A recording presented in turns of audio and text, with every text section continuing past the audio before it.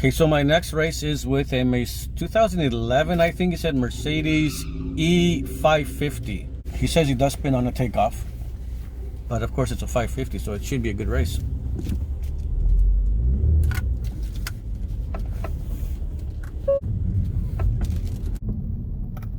All right, so let's not mess this one up. All right, so let's not.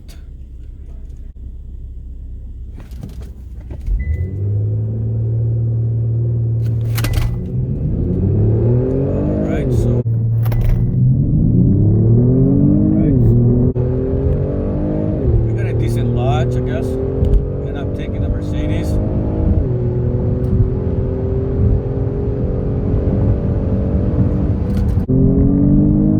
got a decent lodge, I guess, and I'm taking the Mercedes.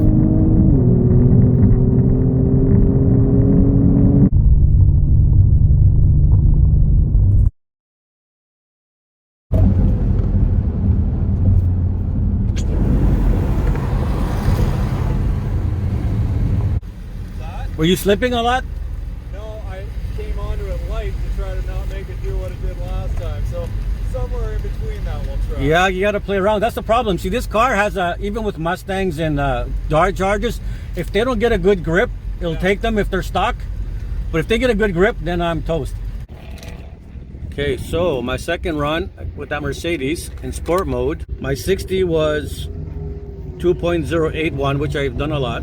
My 1.8 is 8.66. If I'm not mistaken, I'm usually averaging 8.8 on my 1.8, so that's getting better.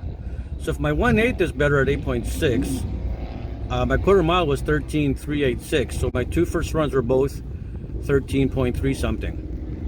So at least there's some consistency there.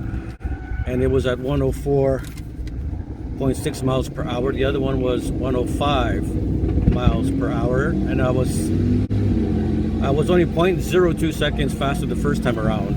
If these numbers stay consistent with 13.3, as long as they don't go up, then I believe the scoops are working, because I'm always getting like 13.5, 13.6, and 7s and 8s here. Again, the different days and everything makes a difference, so I don't know if I can be 100% sure when the scoops are affecting, but I think it's safe to say if I can keep it at 13.3s and get even better, down to 13 even, and if I can break 13 here at Shannonville, then the scoops are helping.